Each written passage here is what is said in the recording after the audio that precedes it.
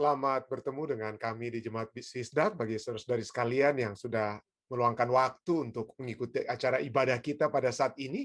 Kita bersyukur sekali lagi kepada Tuhan kesempatan indah untuk dapat dikuatkan pada saat ini di malam hari waktu Amerika, tengah malam waktu Eropa, dan juga pagi hari waktu Indonesia. Untuk memulaikan acara kita akan mendengarkan sebuah lagu pujian dan kemudian Tante Jamie Sinukaban dari Jerman akan memimpin kita dalam doa buka nanti sesudah lagu pembukaan kita saat ini. Silakan, Dek.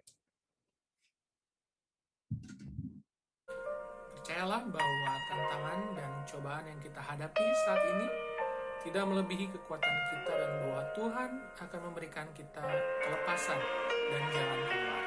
This too shall pass.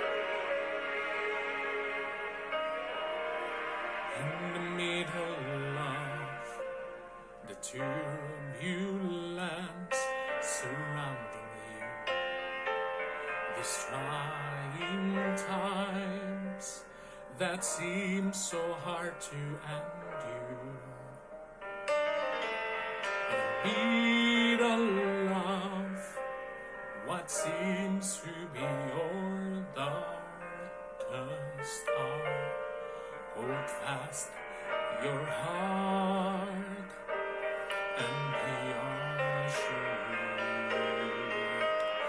These too shall pass, like every night that's come before it.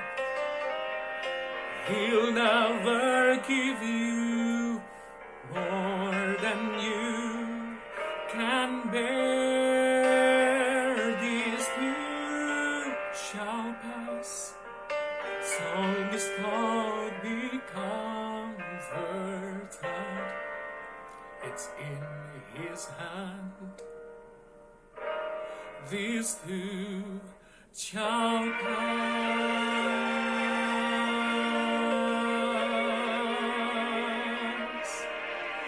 The Father knows the tears you cry before they fall. He felt your pain, His heart and yours, they're one. The Father knows that sorrow's heavy chains are strong, but with His strength you'll overcome. These too shall pass, like every night that's come before it. He'll never give you more than you can bear. These too shall pass, so this thought be comforted. It's in His hand. These too shall pass, so take your eyes upon the mountain and lift your heads up to the sky, and let His arms of love surround you and take you to the other side. This too shall pass, like every night that's come before it. He'll never give you more than you can bear. These too shall pass, so in this thought be comforted.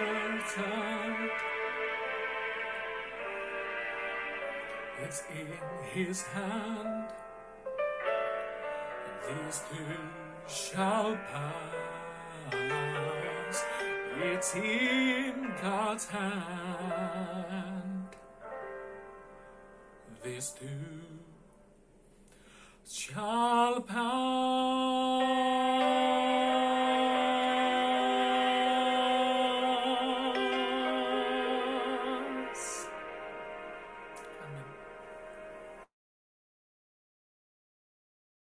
Amin. Amin, amin. Puji Tuhan, kita tentunya bersyukur atas lagu pujian yang sudah dibawakan oleh Saudara Julius Silalahi, bahwa segala sesuatu, masalah-masalah apapun yang kita hadapi, itu pun akan berlalu. Seperti badai-badai apapun, badai itu tidak akan terus-menerus ada dalam kehidupan kita. Pasti setiap badai itu dapat berlalu. Terima kasih tentunya untuk lagu pujian tersebut, dan untuk doa buka, saya ingin undang sekali lagi Tante Jamie untuk dapat memimpin kita dalam doa. Silakan Tante Jamie.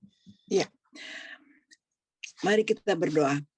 Ya Bapa yang berada dalam kerajaan sorga, Engkau yang maha kasih, Engkau yang maha tinggi, Engkau yang maha tahu. Terima kasih ya Bapa, di mana kami bisa bertemu kembali melalui Zoom untuk mempelajari firman-Mu Bapa. Dan biarlah firman-Mu yang akan kami dengar bisa kami pakai di dalam hidup kami, menjadi pedoman buat hidup kami ya Tuhan. Terlebih Tuhan beri pengertian yang baik kepada kami, dan kiranya Engkau mengirim roh-Mu kepada kami masing-masing, supaya kami betul-betul bisa mengerti firman-Mu, karena firman-Mu itu adalah pelita bagi kaki kami. Dan Engkau tolong Pendeta Stephen yang memberi pelajaran kepada kami, biar dia selalu mendapat roh daripada-Mu Tuhan, dan memberi pelajaran-pelajaran yang indah kepada kami semua yang mendengarnya pada malam ini Tuhan. Kami bersyukur di mana kami selalu mendapat kekuatan di akhir-akhir zaman ini, dan terlebih di masa pandemi yang belum berlalu Tuhan. Bersyukur dan terima kasih kami bisa bertemu walaupun hanya melalui Zoom Bapa. Terima kasih Engkau telah mendengar doa dan permintaan kami, dan Engkau pun telah menjawabnya. Terlebih Tuhan, Engkau telah mengampuni dosa kami masing-masing. Di dalam nama anak-Mu yang telah menjadi juru selamat kami. Amin. Amin. Terima kasih banyak Tante Jamie. Baik, saudara sekalian, seperti biasa kita akan mempelajari pelajaran sekolah sahabat kita. Saya akan membagikan judul pada hari Selasa ini adalah pengganti. Ya, ada pengantara bagi kita yang menggantikan hal-hal yang tidak dapat kita lakukan. Siapa dia? Kita sudah bisa menebak, tentunya dia adalah Yesus Kristus ya, yang akan menggantikan kita karena kita tidak sanggup untuk melepaskan diri kita dari kungkungan, dari perhambaan, dari tekanan dosa. Mari kita langsung masuk pelajaran kita pada hari Selasa tanggal 8 Juni ini. Dalam Galatia 1 ayat 4 sana dikatakan, yang telah menyerahkan dirinya karena dosa-dosa kita untuk melepaskan kita dari dunia jahat yang sekarang ini, menurut kehendak Allah dan Bapa kita. Allah menghendaki kita untuk apa di sini katakan? Untuk terlepas dari dunia yang jahat. Apa yang dunia lakukan yang sehubungan dengan dosa-dosa kita? Tentunya kita harus terlepas daripada dosa-dosa yang kita sendiri lakukan. Dengan kekuatan surga kita dapat berjalan dengan kekuatan surga untuk dapat terlepas atau bangkit dari dosa-dosa. Tetapi juga dunia yang jahat juga selalu menuduh kita terhadap segala dosa-dosa yang sudah kita lakukan, yang walaupun mungkin saat ini kita sudah bawakan kepada Tuhan untuk diampuni, tapi seringkali kita sendiri tidak mau mengampuni diri kita sendiri. Ya. Dan inilah satu pelajaran yang dapat kita pelajari pada malam hari ini atau pada saat ini. Pelajaran sekolah sahabat kita katakan, tidak ada keraguan. Salah satu dari tema kunci, jika itu bukan satu-satunya tema kunci, perjanjian baru adalah apa? Bahwa Yesus Kristus mati sebagai korban bagi dosa-dosa manusia. Kebenaran ini adalah dasar dari rencana keselamatan. Setiap teologi yang menyangkal darah pendamaian Kristus akan menolak inti kekristenan. Salib tanpa darah tidak dapat menyelamatkan seseorang. Renungkan ayat hari ini dari Galatia 1 ayat 4. Dan jawablah pertanyaan-pertanyaan ini. Apakah Yesus mati secara sukarela? Dia telah apa? Menyerahkan dirinya. Dia bukan dipaksakan, ya, tapi dia menyerahkan. Ada unsur kerelaan di situ ya. Dan untuk siapa dia mati? Untuk kita, umat manusia. Dan apa yang dicapai oleh kematiannya? maka kita dapat dilepaskan dari dunia yang jahat sekarang ini. Ya, jahat untuk sekarang ini kita dapat memiliki kelepasan, tentunya present as well as the future, kelepasan di dalam kerajaannya. Tapi ada satu kelepasan yang untuk saat ini yang dapat Tuhan berikan. Nanti kita akan lihat dari tambahan pelajaran kita pada malam hari ini. Jadi itulah yang telah dicapai oleh kematian Yesus. Penggantian, ya, substitute bahasa Inggrisnya, penggantian adalah kunci rencana penebusan secara keseluruhan. Karena dosa-dosa kita, maka kita semua layak, kita harus mati karena dosa. Kristus oleh karena kasih-Nya bagi kita, Galatia 1:4 katakan apa? Menyerahkan dirinya sendiri untuk dosa-dosa kita. Dia mengalami kematian yang seharusnya kita alami, yang pantas kita alami. Kematian Kristus sebagai pengganti orang-orang berdosa adalah kebenaran agung dari semua aliran kebenaran yang lain. Pengharapan kita, pengharapan saudara dan saya, untuk pemulihan, untuk kebebasan, untuk pengampunan, untuk kehidupan kekal di surga, terletak pada pekerjaan yang Yesus lakukan. Bukan untuk yang saya lakukan, tidak. Pekerjaan yang Yesus lakukan, yaitu dia menyerahkan dirinya sendiri untuk dosa-dosa kita. Tanpa dia, tanpa hal itu, maka iman kita tidak bermakna. Kita sama saja dengan menaruh iman kita kepada patung seekor ikan. Keselamatan kita hanya melalui darah dan darah daripada Kristus, darah Kristus. Pelajari ayat-ayat berikut ya. Apakah yang ayat-ayat ini katakan kepada kita mengenai darah? Apakah peran darah dalam rencana keselamatan? Matius 26:28 katakan, Yesus berkata, sebab inilah darahku, darah perjanjian yang ditumpahkan bagi banyak orang untuk pengampunan dosa. Efesus 2:13. Tetapi sekarang di dalam Kristus Yesus, kamu yang dahulu jauh sudah menjadi dekat oleh, kenapa kita bisa dekat? Oleh karena darah Kristus. Dekat kepada siapa? Kepada Bapa. Ibrani 9:14. Betapa lebihnya darah Kristus yang oleh Roh yang kekal telah mempersembahkan dirinya sendiri kepada Allah sebagai persembahan yang tidak bercacat, yang akan menyucikan hati nurani kita dari perbuatan yang sia-sia, supaya kita dapat beribadah kepada Allah yang hidup. Ya. Jadi darah Kristus membawa saudara dan saya dapat beribadah, dapat berbakti, dapat kembali berada dalam satu hubungan dengan Allah yang hidup oleh sebab darah Kristus. 1 Petrus 1:19. Melainkan dengan darah yang mahal, yaitu darah Kristus yang sama seperti darah anak domba yang tak bernoda dan tak bercacat. Satu kutipan yang baik sekali, bagus sekali dari pena inspirasi Ellen White dalam The Faith I Live By halaman 100 katakan apa? Bukanlah kehendak Allah Anda penuh dengan ketidakpercayaan. Jadi Allah tidak ingin saudara dan saya tidak hilang kepercayaannya. Allah tidak ingin itu ya. Itu bukan kehendaknya. Dan jangan katakan apa? Dan menyakiti jiwamu dengan ketakutan. Allah tidak ingin kita menyakiti jiwa kita dengan ketakutan bahwa Allah tidak akan menerima kita kembali.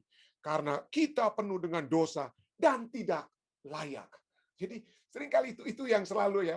Kenapa ini seringkali kita apa? Kita alami. Kenapa? Karena mungkin kita seringkali mengalami kecaman-kecaman. Ya, mungkin orang-orang, sahabat kita, bahkan keluarga kita seringkali mengecam kita karena kita tidak memenuhi pengharapan mereka. Kita dikecam, ya, kita dikecilkan. Kurang. You are a loser. Kalian itu apa? Pecundang. Kalian orang yang kalah. Ya. Dan ini seringkali orang lakukan karena pada saat kita meremehkan orang lain, menyatakan orang lain itu tidak layak, kita sedang melayakkan diri kita. Ayah saya lebih baik daripada Anda. Anda tidak layak, saya layak. Kenapa? Karena Anda buat ini di masa lalu. Di masa lalu, diulang-ulangi dosa kita di masa lalu. Dan itulah sebabnya kita seringkali, ya, dengan hubungan kita dengan Allah pun, seringkali kita bilang, aduh, kira-kira Tuhan layak kak saya dengan Tuhan? Ya, saya sudah penuh dosa, orang saja tidak terima, apalagi Tuhan. Mungkin Tuhan tidak terima. Dan Nyonya White katakan apa? Ellen White katakan apa? Jangan menyakiti jiwamu dengan ketakutan bahwa Allah tidak akan menerimamu. Dan karena Anda penuh dengan dosa dan tidak layak. Anda dapat berkata, saya tahu. Marilah, anjuran pada saudara dan saya. Kita berkata apa? Saya tahu saya orang berdosa. Saya pendeta Stephen Rantung, saya punya masa lalu yang ada hal-hal yang saya lakukan yang tidak saya kagumi. Ya, saya orang berdosa. Dan itulah alasannya saya membutuhkan seorang juru selamat. Saya tidak dapat, ya. Walaupun saya sudah jadi pendeta di Visdak, saya sudah memiliki gelar doktor sekalipun, saya tidak dapat apa? Melepaskan diri saya dari hal-hal yang tidak saya kagumi yang saya lakukan di waktu yang lalu. Dan itulah buktinya, membuktikan saya membutuhkan seorang apa? Juru selamat. Saya tidak punya kebaikan atau jasa untuk mana saya boleh menuntut keselamatan, ya. Selain saya mempersembahkan diri saya di hadirat Allah, darah pendamaian anak domba Allah yang tidak bernoda, yang menanggung dosa dunia. Hanya inilah permohonan saya. Tidak ada yang dapat saya lakukan. Tetapi yang dapat saya lakukan adalah saya menyatukan diri saya dengan Yesus. Dan pada saat saya menyatukan diri saya dengan Yesus, maka kebenaran Yesus, Yesus yang tidak bernoda, akan apa? Menaungi saya dengan kebenarannya. Yang menaungi saya dengan kebenarannya. Sehingga saya dilayakkan.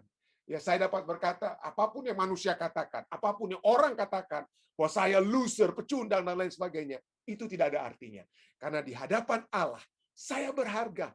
Saya memiliki arti di dalam kehidupan ini. Jadi inilah pertanyaan terakhir bagi kita. Tetaplah pada kutipan Ellen White di atas. Tuliskan kembali dalam kata-katamu sendiri. Jadikan itu bersifat pribadi. Taruhlah ketakutan dan rasa sakitmu sendiri di sana. Dan tuliskan janji-janji apa yang terdapat di sana yang diberikan untukmu. Pengharapan apakah yang Anda miliki karena darah perjanjian baru. Ya, mari kita lihat apa yang darah Yesus telah lakukan bagi saudara dan saya. Itu yang kita akan coba pelajari sebagai pelajaran tambahan, ya. Sampingan mungkin pada malam hari ini. Kira-kira apa yang darah Kristus lakukan? Nah, kita sering menyanyi tentang darah Kristus, ya. Ada satu lagu yang kalau saya nyanyi lagu ini, wah pasti saya akan nyanyi keras-keras. Ya kalau perlu hentak-hentakan kaki, ya. There's power in the blood, power in the blood. Wah, maukah engkau bebas dari dosa? Ya, dalam darahnya ada kuasa. Lalu di refnya ini, waduh, seringkali kita kalau bisa berteriak, kita berteriak. Ada kuasa yang ajaib di dalam darahnya. Wah, kita sering nyanyikan lagu ini. Tapi pertanyaannya bagi saudara dan saya yang suka menyanyikan lagu ini dengan begitu semangatnya adalah, dalam hal apa? Darah Yesus itu apa, ya? Memiliki kuasa. Kuasa apa yang ada di dalam darah Yesus, ya? Nah, kita tahu bahwa darah ini adalah apa? Simbol daripada apa? Kehidupan. Ya. Darah adalah simbol kehidupan. Di dalam kitab, mulai dari kitab Kejadian sampai Imamat khususnya, manusia dilarang untuk makan daging dari binatang halal, lalu makan darah dari binatang halal tersebut. Kita dilarang. Aduh, saya bisa menuliskan begitu banyak ayat dari kitab Imamat dan kitab yang menyatakan kita dilarang untuk makan darah. Kenapa kita dilarang untuk makan darah? Karena darah adalah lambang apa? Kehidupan. Darah itu lambang daripada apa? Kehidupan. Nah, ada orang yang harus cuci darah. Kenapa mereka harus cuci darah? Kenapa? Karena darahnya dianggap apa? Kotor. Dan pada saat darah itu dianggap kotor, dengan kata harus cuci darah, karena ginjal yang tidak berfungsi lagi untuk apa, ya, memfilter darah tersebut, maka Anda harus apa? Anda bisa mati kalau sampai tidak cuci darah. Kalau Anda kehabisan darah, maka Anda harus ditransfusi darah.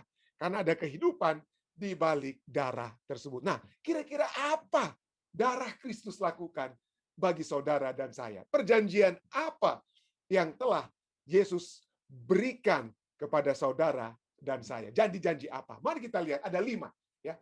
Apa yang dilakukan oleh darah Kristus? Yang pertama adalah kita didamaikan dengan Allah. Ya, ada pendamaian di dalam darah Kristus. Ya. Tadinya kita tidak berdamai karena dosa-dosa kita, ya, kesalahan kita apa? Terpisah, ya, tidak berdamai. Roma 3:25, Kristus Yesus telah ditentukan Allah menjadi jalan pendamaian karena iman. Karena iman dalam darahnya, ya. Pendamaian karena iman dalam darahnya. Hal itu dibuatnya untuk menunjukkan keadilannya. Karena ia telah membiarkan dosa-dosa yang telah terjadi dahulu pada masa kesabarannya. Jadi ada kesempatan ya. Di masa perjanjian lama itu dosa-dosa itu seakan-akan dibiarkan, dengan arti bukan dibiarkan ya, tetapi ada simbol mereka harus korbankan binatang. Tetapi Yesus adalah kepenuhan daripada simbol-simbol pendamaian tersebut, ya.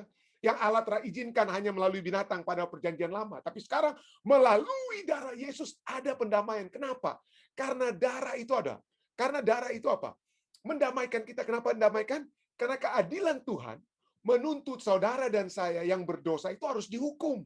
Keadilan Tuhan menuntut hukuman bagi umat yang berdosa. Itulah Allah yang adil. Allah tidak akan biarkan, wah silakan saudara-saudara ya, buat aja apa saja yang kalian mau buat, silakan. Tidak ada resikonya, tidak ada konsekuensi. Ya silakan, bebas buat segala sesuatu yang kamu mau buat. Allah tidak bermoral kalau Allah sampai harus berbuat begitu. Keadilan Allah menuntut ada konsekuensi, ada akibat dari satu sebab.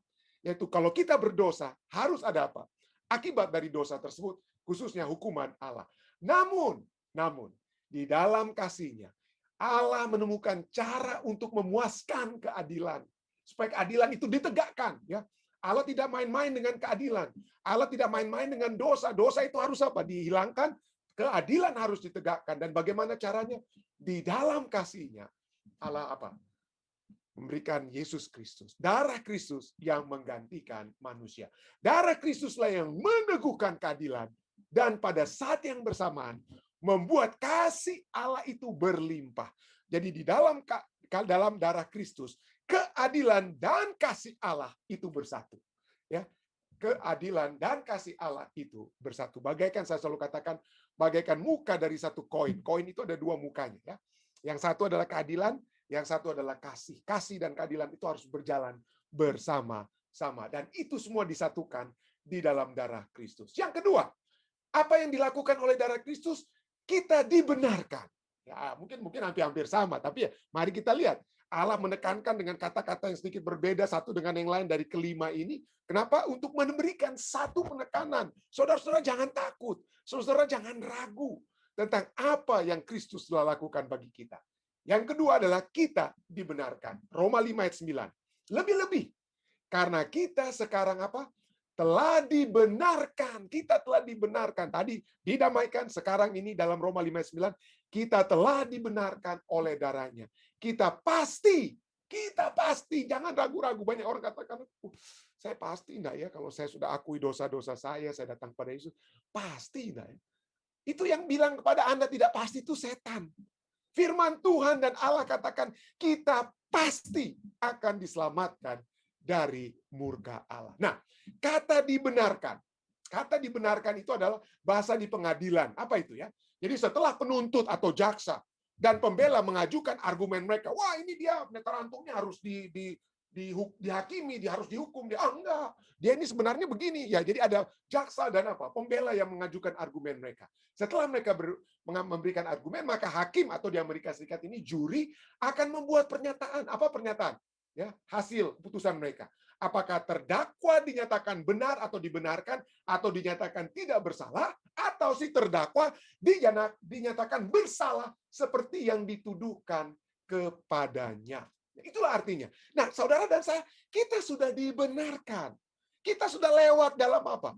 Dalam proses tersebut, dalam arti pada saat kita menerima Yesus Kristus, ya kita sudah apa? Dibenarkan pada saat kita pertama kali menerima Dia, ya. Dan tentu saja, ya, kita harus menghidupkan satu kehidupan sebagai orang yang dibenarkan. Pada saat Anda dibenarkan, Anda keluar dari ruang pengadilan, bukan berarti, waduh, wah, saya sudah dibenarkan, maka saya sekarang di luar pengadilan, saya akan bunuh orang kiri kanan lagi dan lain sebagainya. Enggak begitu kan? Jadi kita sudah dibenarkan dan kita hidup harus di dalam kehidupan seperti orang yang tidak bersalah. Dan kalaupun kita jatuh, kita minta Tuhan untuk apa? Benarkan kita lagi, selamatkan kita lagi. Tapi ini bukan berarti setelah kita dibenarkan, saudara dan saya dibebaskan untuk berbuat apa? Kesalahan dan dosa lagi. Bukan begitu cara Tuhan bekerja, ya, bukan begitu. Jadi itu semua terjadi. Pembenaran kita itu terjadi oleh apa? Darah Kristus. Pencurahan darahnya itu untuk menutupi dosa-dosa kita, memungkinkan kita berbagi, memperoleh kebenaran Yesus dengan menyatukan kita dengannya. Kita disatukan dengan Kristus melalui iman. Jadi tanpa darah Kristus, ketidakbenaran kita akan tetap tidak tertangani. Tanpa darah Kristus, saudara dan saya begitu dihadapkan dengan Allah Bapa, Allah dikatakan apa? Kamu ini tidak benar, kamu bersalah, kamu berdosa. Tapi oleh sebab darah Kristus, maka Allah Bapa katakan apa? Engkau telah dibenarkan. Ya, silakan masuk dalam kemuliaan Allah. Yang ketiga, kita juga sudah ditebus. Ya, jadi hampir sama semua, tapi lihat kata-katanya, ini semua diulang-ulangi seakan-akan untuk apa? Untuk memberikan dari segi manapun kita berbicara tentang apa yang darah Kristus lakukan, itu sudah dinyatakan untuk memberikan kepastian kepada saudara dan saya. Efesus 1 ayat 7.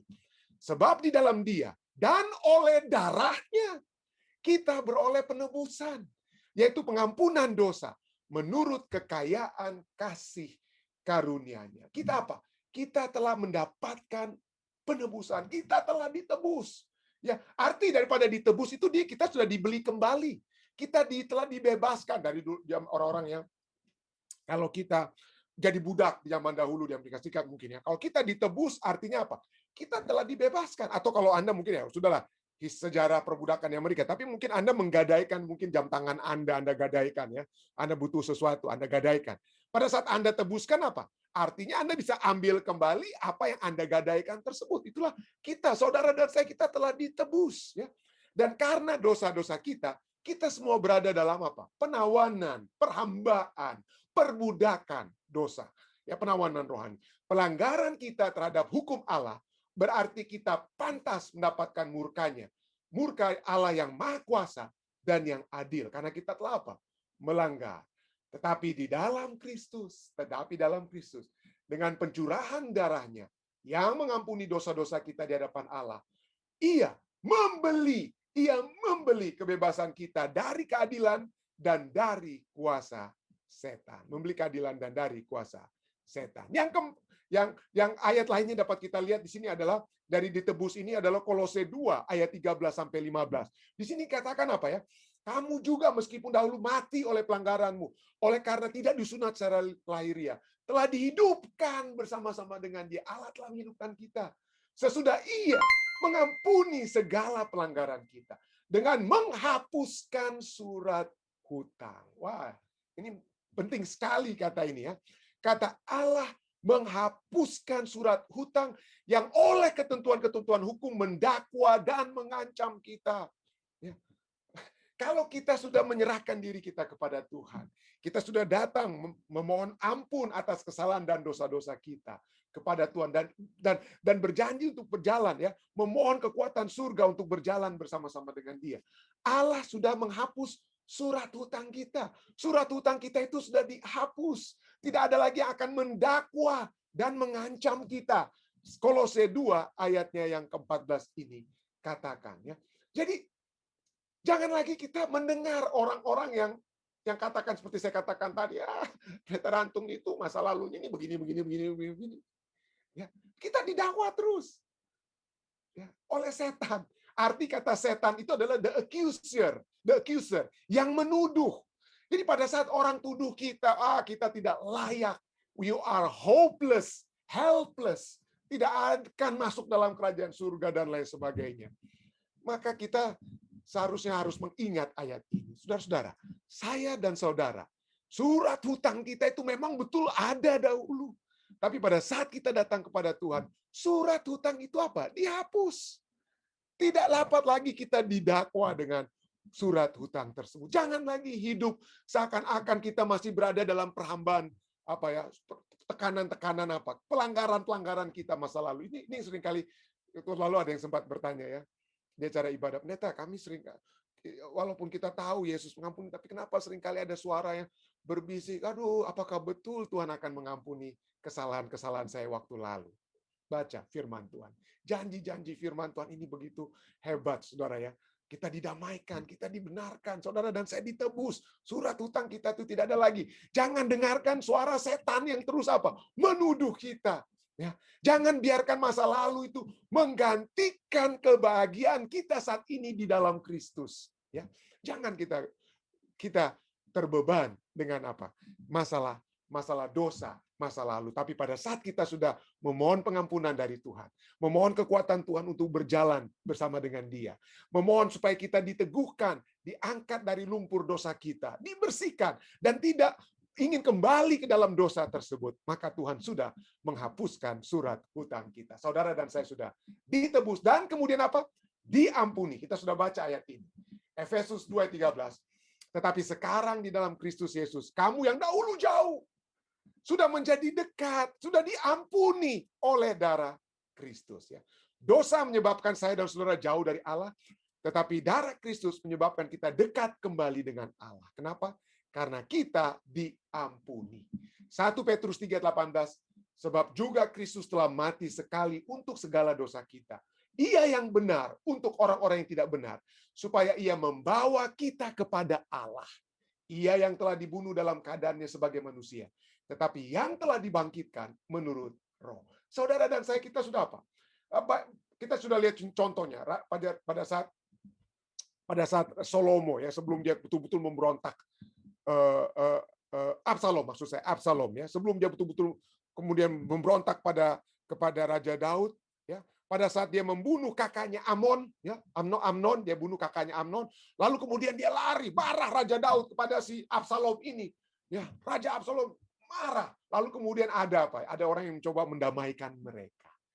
Apa yang dia dilakukan? Jadi Absalom yang tadinya jauh dari Raja Daud, dia lari ke tempat tersembunyi. Kemudian Daud kata apa? Mari anakku, kembalilah. Ya, kembali.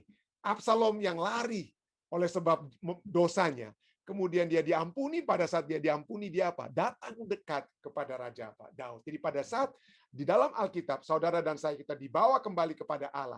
Dekat kembali kepada Allah, artinya kita diampuni. Dan di sini kita lihat kita diampuni oleh sebab apa?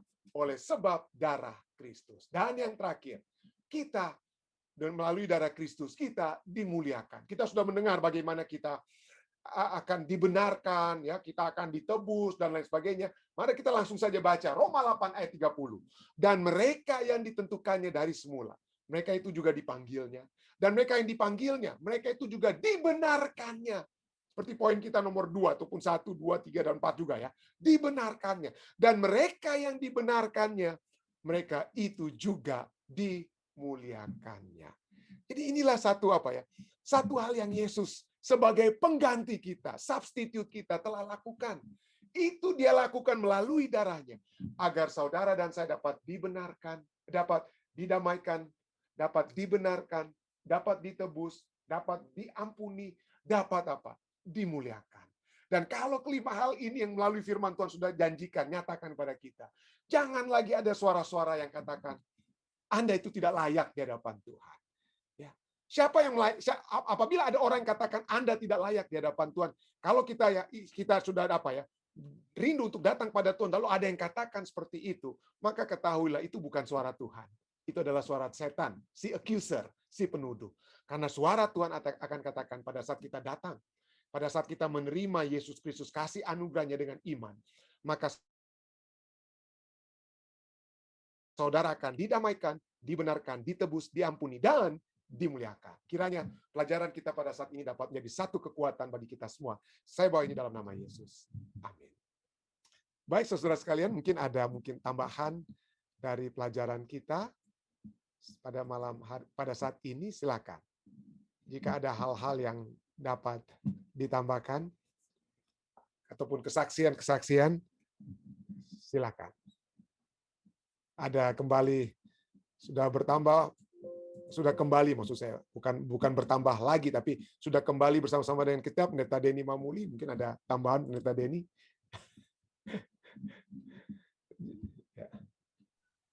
Selamat malam, terima kasih atas kesempatan yang diberikan. Terima kasih pembahasan yang sangat baik, bagus sekali untuk pertumbuhan iman bagi kita sebagai umat-umat Tuhan. Pertanyaan saya kira-kira, kalau tadi menyatakan tentang dosa akan dihapuskan, upah dosa adalah maut, dan setiap pelanggaran akan hukum Allah adalah dosa. Tapi dalam satu kitab, mungkin kitab 1 Yohanes yang menyatakan ada dosa yang mendatangkan maut, ada dosa yang tidak mendatangkan maut. kira-kira bisa tolong jelaskan yang dosa yang bagaimana yang mendatangkan maut dan dosa yang bagaimana yang tidak mendatangkan maut. Sedangkan upah dosa adalah maut. Terima kasih, Pastor. Jadi saya mungkin kita akan lebih bagus kalau langsung lihat kepada ayat tersebut. Tetapi kita juga mengetahui ada dosa yang dikatakan tidak dapat diampuni. Dan kalau ada dosa yang tidak dapat diampuni, berarti dosa itu akan membawa kita kepada maut. Ya.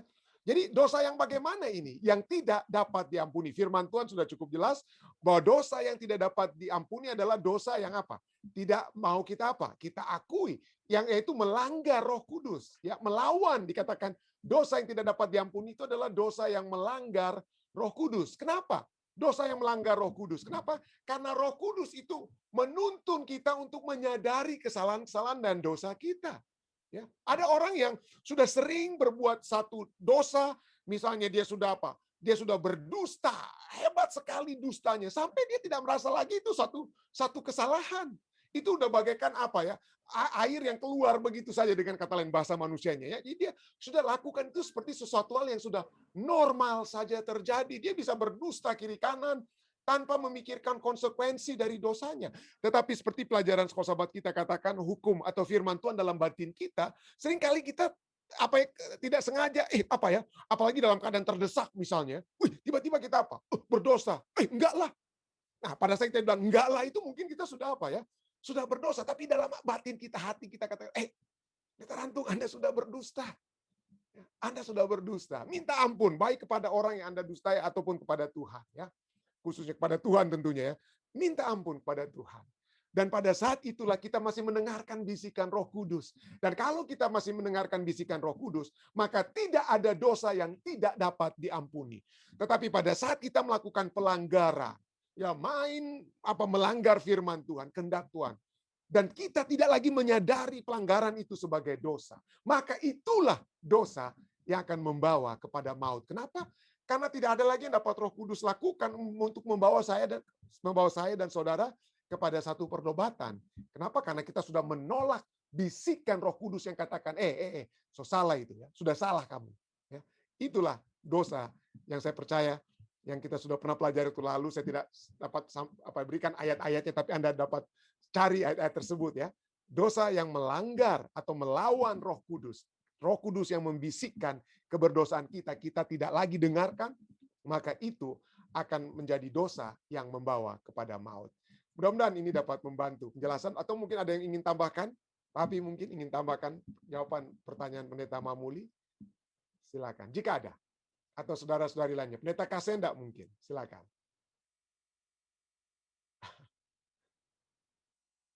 Jika ada. Ya, silakan. Mungkin Papi dulu. Ya. No, it's okay. Oke, itu begitu. Oke, terima kasih. Mudah-mudahan kita seperti kapal tenggelam. Jadi ada pelampung. Tapi pelampung ini untuk menolong orang, tapi kita tidak mau pegang pelampungnya. Kita tenggelam, siapa yang salah? Kita sendiri. Itulah dosa tidak dapat diampuni karena kita tidak sendiri mau datang kepada memperoleh pengampunan itu. Okay, thank you. Terima kasih, ilustrasi yang bagus sekali. Ada lagi saudara sekalian tambahan ataupun pertanyaan dari pelajaran kita pada saat ini?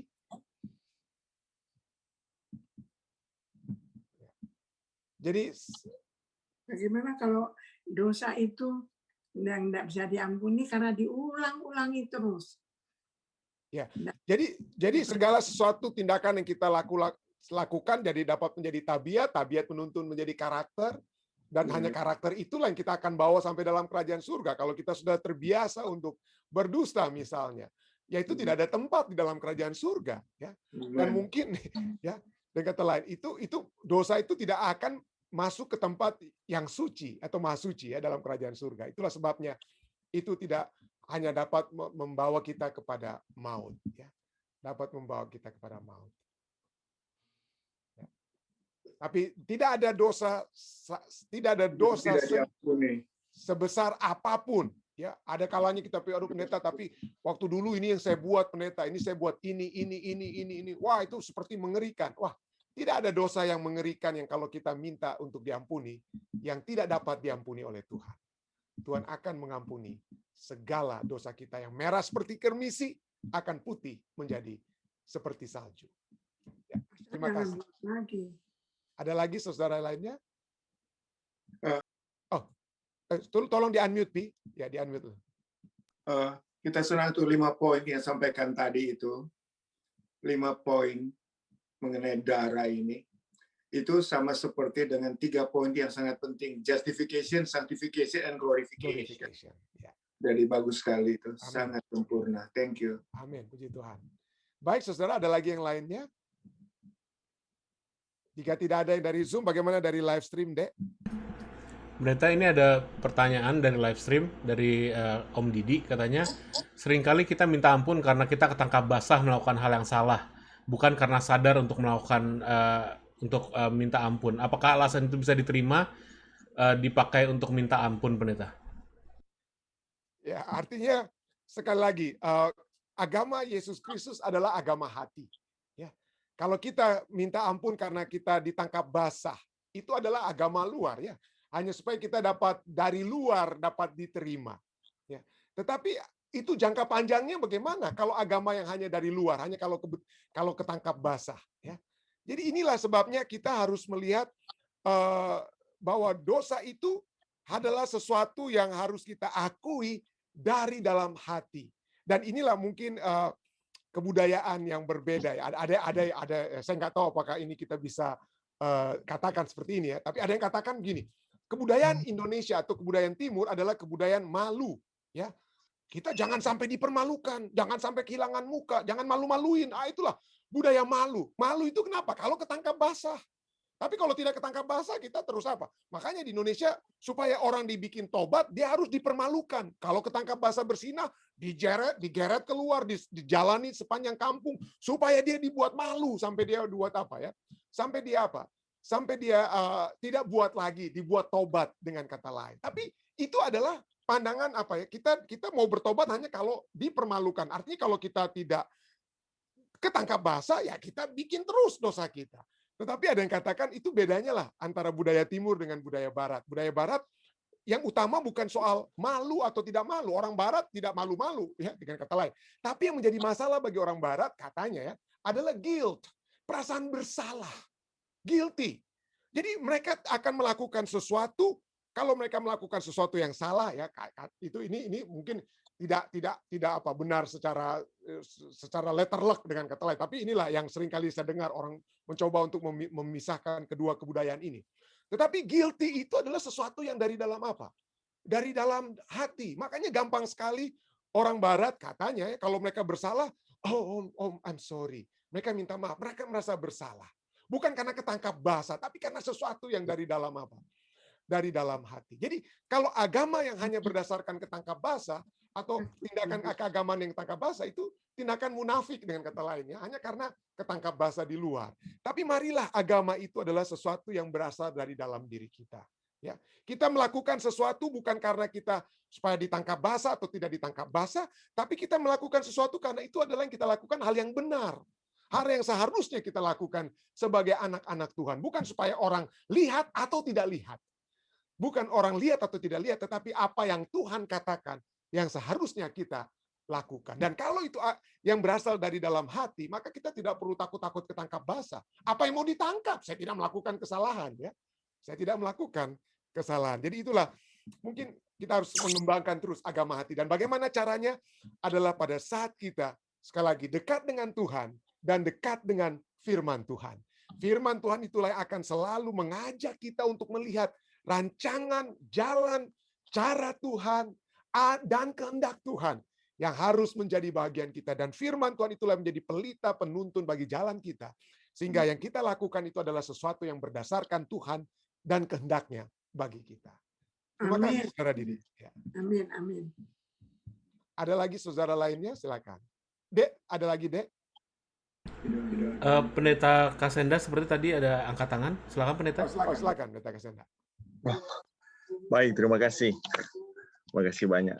Ini selalu mendapatkan pelajaran yang berharga untuk setiap pelajaran sekolah sahabat. Jadi melihat dari korban pengganti, kita masih membahas mengenai pelayanan Yesus di Bait Suci. Melihat bahwa bukan main ini pengaruh dari dosa.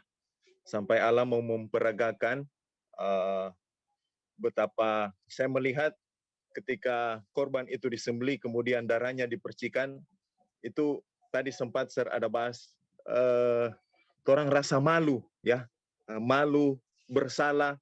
Ini pelayanan di bait suci, darah itu yang selalu dipercikan pasti bau, ya, bau amis, jijik, ya. Kita tidak masuk di bait suci, tapi imam yang masuk melayani, ya, kalau orang jadi jadi imam, kita tidak akan tahan melihat merasakan itu jijiknya darah yang selalu dipercikan setiap hari.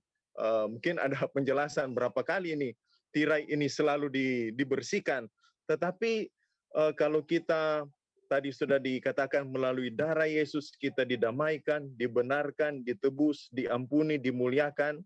Kemudian tadi Sir juga bagian terakhir membahas mengenai mari kita dekat dengan Tuhan dan firman-Nya supaya menjaga kita punya potensi untuk tidak melakukan dosa, karena betapa jijiknya atau buruknya pengaruh dari dosa itu sampai Yesus sendiri mau menjadi korban pengganti untuk menebus dosa kita. Setidaknya orang bisa menghargai pengorbanan Yesus sebagai korban pengganti. Terima kasih banyak. Terima kasih Pendeta Kasenda. Terima kasih. Baik, ada lagi saudari lainnya? Ya. Sesungguhnya saya rindu sekali mendengarkan tanggapan, pertanyaan ataupun tambahan dari Elder Ridwan Lingga, tapi saya tahu dia mengikuti acara kita sambil berkendaraan, ya. Jadi saya masih miss suaranya. Satu waktu mungkin saya bisa mendengarkan suara Elder Ridwan dalam tambahan-tambahan, karena banyak ide-ide juga yang saya juga pelajari dari ketua kita, Ketua Ridwan Lingga.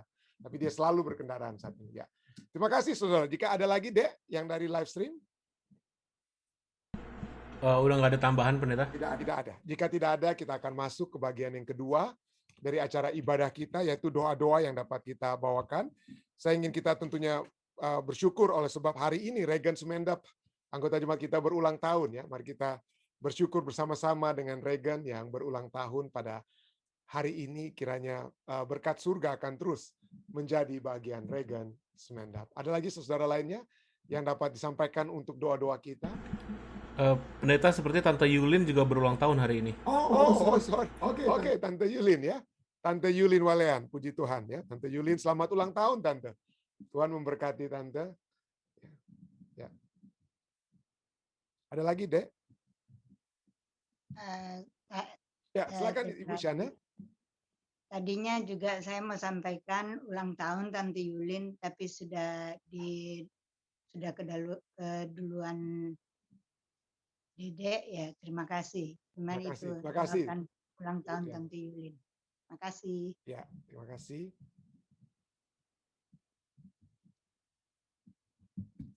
Ya. Baik, ada lagi yang lainnya? Jika tidak ada dari Zoom, dari live stream, Dek, silakan, Dek. Sebelumnya saya minta maaf karena hari ini kebetulan banyak sekali pendeta. Kita akan bagikan kepada sebagian besar kepada tim doa malam ini. Tapi beberapa yang bisa akan kasih ke pendeta. Yang pertama dari Kak Weni di Svano, katanya tolong doakan besok mau vaksin. Oke. Lalu Weni dan Antoni dua-duanya, ya? Hanya Kak Weni tadi katanya. Oke, Weni. Oke. Lalu tolong doakan Evitani yang sedang dalam keadaan sakit. Permintaan doa dari Jenny Tani. Oke. Dan ada permintaan doa dari Mark Runtuwene, katanya tolong doakan kakak iparnya, Sister Mary Purnawinata yang sedang sakit. Namanya siapa, Dek? Mary Purnawinata.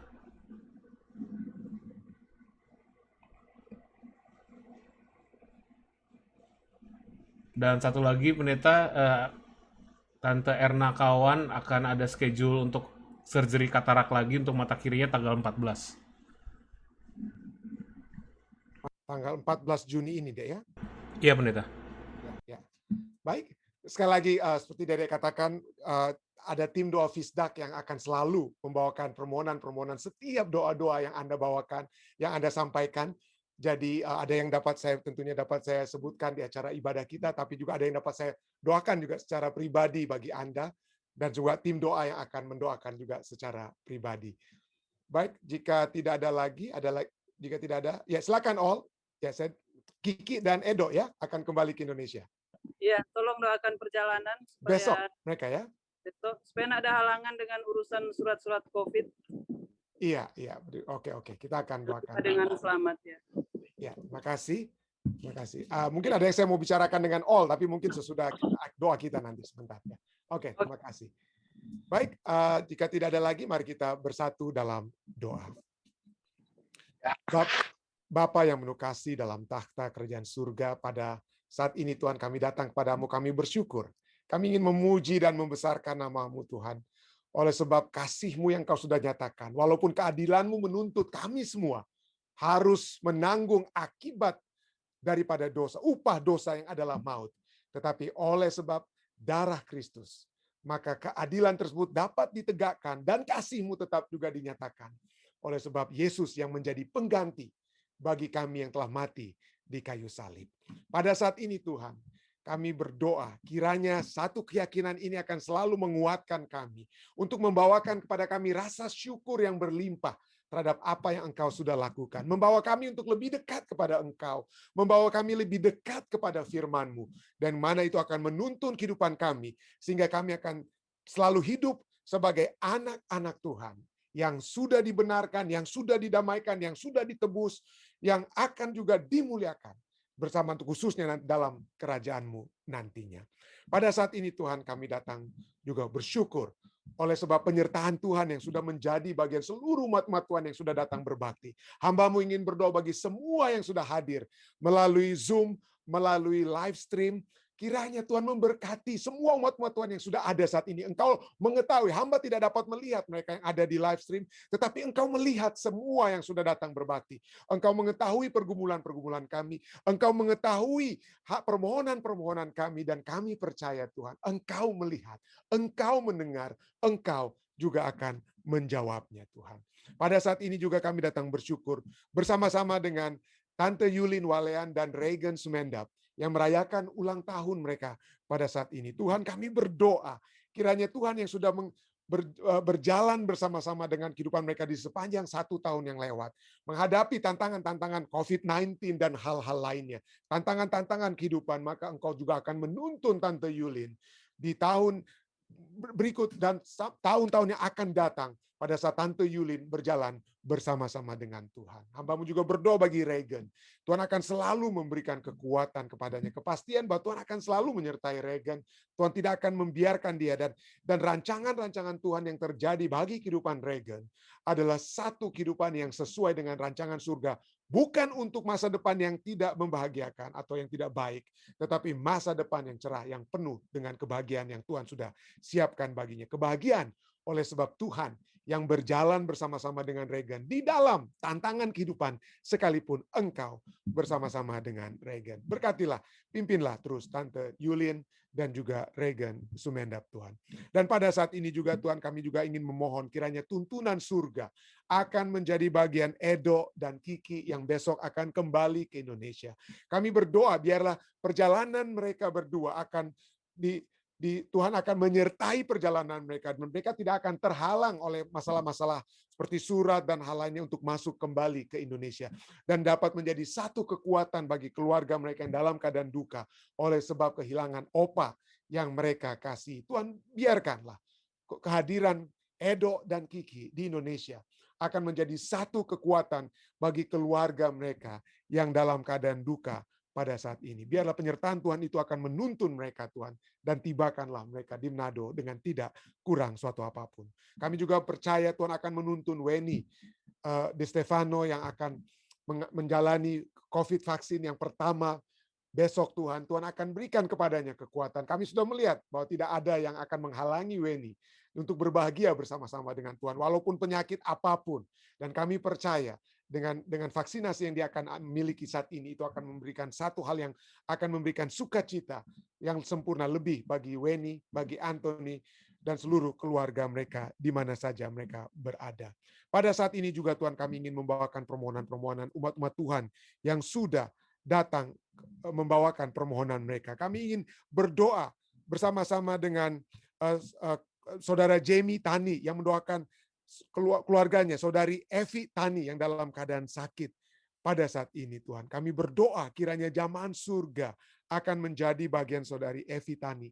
Sehingga dengan kesembuhan tersebut kami akan memiliki satu kekuatan iman bahwa Tuhan tetap dapat menunjukkan kemurahan-Mu. Dan tentunya dengan kemurahan tersebut, jika itu dapat menjadi satu hal yang dapat kami puji muliakan dengan kesembuhan Saudari Evi, maka tentunya itu juga dapat terjadi. Kami juga ingin berdoa bersama-sama dengan Saudara Mark Runtuwene, oleh sebab kakak ipar yang dalam keadaan sakit, Saudari Mary Saudari Mary Tuhan. Kami berdoa kiranya dengan kesembuhan yang dapat terjadi. Jika Tuhan juga menjamah, tidak ada yang mustahil bagi Engkau Tuhan. Maka kesembuhan yang dapat menjadi bagian Saudari Mary tentunya dapat menjadi satu kekuatan bagi Saudara Mark Runtuwene dan kami semua yang membawakan permohonan-permohonan doa ini. Kami juga akan berdoa bersama-sama dengan Ibu Erna Kawan, yang bukan hanya selalu mendoakan saudaranya Joni Kawan, tapi juga kami ingin doakan secara khusus bagi Saudari Erna, bagi Ibu Erna Kawan yang akan menjalani operasi katarak mata kirinya pada tanggal 14 Juni akan datang. Tuhan, Engkau sudah melihat anak Tuhan ini. Kiranya dengan kesehatan yang pasti yang Tuhan berikan kepadanya, itu akan Dia gunakan hanya untuk memuji dan membesarkan nama-Mu saja Tuhan. Hamba-Mu juga ingin terus membawa nama-nama yang kami selalu sebutkan dari waktu ke waktu. Hamba-Mu ingin terus menyebutkan nama Bapak Alden Sihotang Tuhan, Bapak Johan Tambuun, Tante Yeni, Tuhan, Yeni Poluan, kami berdoa kiranya jamahan surga akan selalu menjadi bagian mereka, kekuatan menjadi bagian mereka, kesembuhan yang pasti bagi Ibu Pendeta Paruntu, bagi Saudara Daniel Sitanggang yang akan terus merasakan keberadaan Tuhan di tengah-tengah mereka, bagi Tante Lili Rumagit Price, bagi saudara-saudari kami lainnya Tuhan yang mungkin tidak sempat hamba sebutkan, bagi Om hamba-Mu pribadi, Om Alex Hendricks Tuhan, bagi Tante Rose Rantung, kiranya Tuhan akan selalu memberikan kekuatan penyertaan surga yang pasti kepada mereka. Dan kami juga berdoa bagi seluruh umat-umat hamba-hamba Tuhan yang sudah datang berbakti ya pada saat ini, bagi Pendeta Kasenda, Pendeta Mamuli, orang tua hamba-Mu, Papi dan Mami Tuhan, dan semua umat-umat Tuhan lainnya, hamba-hamba Tuhan lainnya yang berbakti bersama-sama di live stream. Penyertaan surga menjadi bagian mereka. Permohonan-permohonan pribadi dari Evi, dari Om Yan dan Tante Sin, dari Ibu Marta Lam Kandowangko, Tuhan akan selalu dengarkan, Tuhan akan selalu menyertai mereka. Dan pada malam hari ini Tuhan, waktu Amerika, hamba-Mu ingin berdoa secara khusus bagi keluarga Asa Sumarau. Tuhan mengetahui kebutuhan mereka, Tuhan mengetahui pergumulan kehidupan mereka, Tuhan mengetahui kehidupan yang tantangan-tantangan kehidupan yang dihadapi oleh Saudara Denny, Saudari Nita, dan anak-anak mereka. Tuhan, satukanlah mereka selalu dalam kasih-Mu. Biarlah mereka akan selalu melihat bahwa persatuan di dalam keluarga yang Tuhan berikan antara orang tua dan anak, antara anak dan orang tua, antara kakak beradik, itu akan selalu menjadi kekuatan bagi keluarga Asa Sumarau. Dan rencana-rencana surga yang pasti dapat terjadi kepada keluarga Asa Sumarau ini, kiranya itu dapat menjadi satu sukacita yang dapat menjadi sukacita kami juga Tuhan, bukan hanya sukacita keluarga Asa Sumarau. Hamba-Mu juga ingin berdoa secara khusus bagi anak muda di Jemaat Fisdak, bagi Brami Tilaar Tuhan, di masa mudanya Tuhan, dalam pekerjaan yang Brami lakukan, sertai dia. Biarlah hikmat kebijaksanaan dari surga akan selalu menjadi bagian Brami. Biarlah rencana-rencana surga bagi masa depan, kehidupan berumah tangga, dan hal-hal lain yang Tuhan sudah siapkan. Biarlah itu terjadi bukan oleh kehendak siapa manusia atau siapapun, tapi biarlah itu terjadi oleh kehendak Tuhan yang dapat terjadi di dalam kehidupan Brami. Terima kasih Tuhan.